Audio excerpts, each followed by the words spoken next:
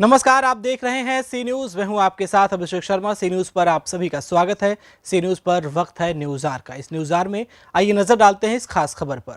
UP में योगी सरकार के 3 साल पूरे होने पर लखनऊ स्थित कांग्रेस मुख्यालय पर प्रदेश अध्यक्ष अजय कुमार लल्लू ने एक प्रेस कॉन्फ्रेंस को संबोधित किया, जिसमें उन्होंने योगी सरकार पर तीखी टिप्पणी करते हुए कहा कि जिस तरह सीएम योगी ने अपनी सरकार के 3 साल पूरे होने पर खुद की प्रशंसा लूटी, आज प्रदेश की स्थिति यह है कि किसान खून के आंसू रो रहा है और नौजवान बेरोजगारी के दौर में आत्महत्या करने को मजबूर है। वहीं कांग्रेस विधानसभा नेता आराधना मिश्रा ने योगी सरकार पर तीखी टिप्पणी करते हुए कहा कि महिला सशक्तिकरण की बात करने वाली बीजेपी सरकार में सबसे ज़्यादा महिलाएं पर अपराध बढ़ रहे हैं। उन्नाव में जिस तरह लड़की की हत्या हुई वो बेहद शर्मनाक है। वहीं आगे बोलते हुए उन्होंने कहा कि गृह मंत्री ने सदन में कहा कि दिल्ली में दंगा करने के लिए 300 लोग यूपी से आए और ये बयान देश के गृह मंत्री अमित शाह ने दिया, जिसकी हम कड़ी निंदा करते हैं। निर्भया फंड का पैसा अभी तक खर्च नहीं किया गया है। वहीं ये सरकार पूरे 3 सालों में किसानों के लिए कोई नीति लाने का काम नहीं किया। एनसीआरबी के अनुसार रोज लगातार किसान आत्महत्या कर रहा है। जहां बुंदेलखंड में 3 सालों से ओलावृष्टि और असमय बारिश होने के नाते उनके फसल बर्बाद हो गए। सरकार ने थोड़ी सी तो राहत दी, लेकिन जो सही मुआवजा उनको मिलना चाहिए था वह मुआवजा देने का काम नहीं किया। पिछले समय लगातार समूचे उत्तर प्रदेश में ओलावृष्टि, असमय बारिश होने के नाते अब तक सरकार ने उनको कोई राहत का अनुदान या विशेष पैकेज देने की व्यवस्था भी सुनिश्चित करने का काम नहीं किया। इस सरकार ने यह वादा किया था कि गन्ना किसानों को हम 450 रुपया गन्ने का दाम देंगे। आज भी सरकार ने मात्र 310 रुपए, 15 रुपए और 20 रुपए ही गन्ना के समर्थन मूल्य उत्तर प्रदेश में गन्ना किसानों का देने का काम कर रही है।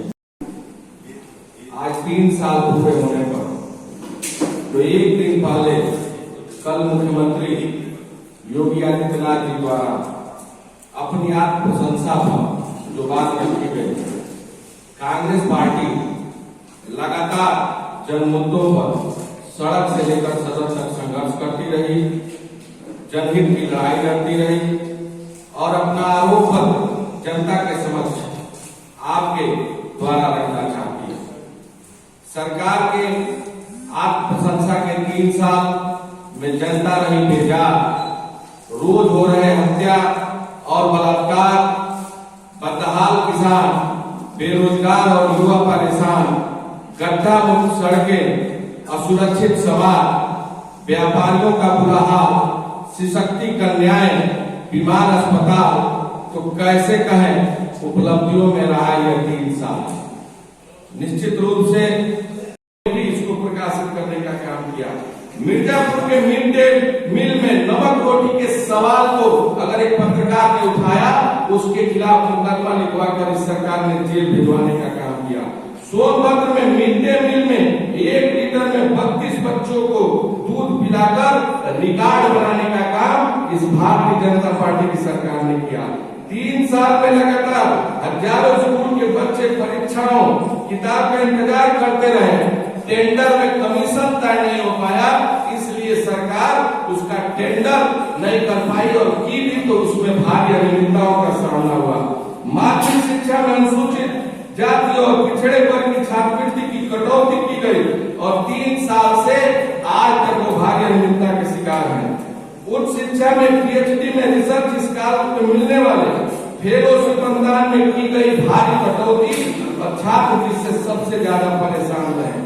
उत्तर प्रदेश में कानून व्यवस्था का यह आलम है कि उत्तर प्रदेश लूट, हत्या, डकैती, अपराध में अव्वल दर्जे पर है। रोज हत्याएं इस प्रदेश की पहचान बन चुकी है। सुप्रीम कोर्ट ने भी स्पष्ट रूप से यह कहा कि इस प्रदेश में जंगल राज है और जंगल राज को अब तक इस उत्तर प्रदेश की सरकार ने अभी तक अपने माथे के कलंक को मिटा पाने में अक्षम साबित हुई। 100 करोड़ रुपए से अधिक गन्ने का बकाया है, फिर भी यह सरकार किसानों के ऊपर लगातार जो किसानों की बात करती है और किसानों के नाम पर अपने पीठ को थपथपाने का काम कर रही है। छुट्टा जानवरों से पूरे प्रदेश का किसान परेशान है। अगर सदन में सवाल पूछा जाता है तो यह सरकार कहती है कि राजस्थान से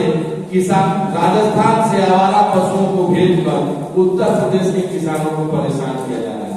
हम जानना चाहते हैं आपने छुट्टा जानवरों के लिए क्या नीति बनाई? 3 साल से लगातार किसान परेशान है, अपने खेतों की पहचान कर रहा है, फिर भी आपने छुट्टा जानवरों के लिए कोई नीति बनाने का काम इस सरकार ने नहीं किया। अब तक लगभग कृषि लागत के सापेक्ष इस सरकार ने किसी भी फसल के दाम को नई लागत के सापेक्ष तय करने का काम किया। उर्वरक, कीटनाशक, बीज, डीजल, कृषि उपकरण और बिजली के दाम बढ़ने के बाद भी मात्र जो किसान अपने फसल को पैदा करता है उसके सापेक्ष 1 भी रुपया मूलधन पे निकल पाना आज किसान के लिए संभव नहीं है। 163 घटनाएं महिलाओं के प्रति,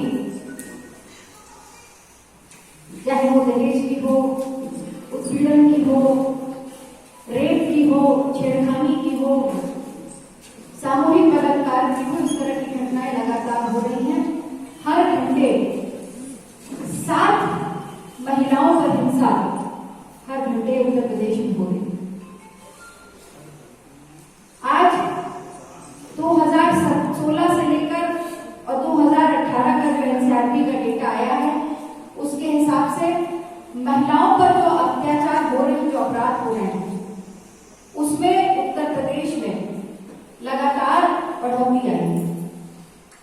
और इससे बचने के लिए सरकार ने एक नया तरीका ढूंढ लिया है।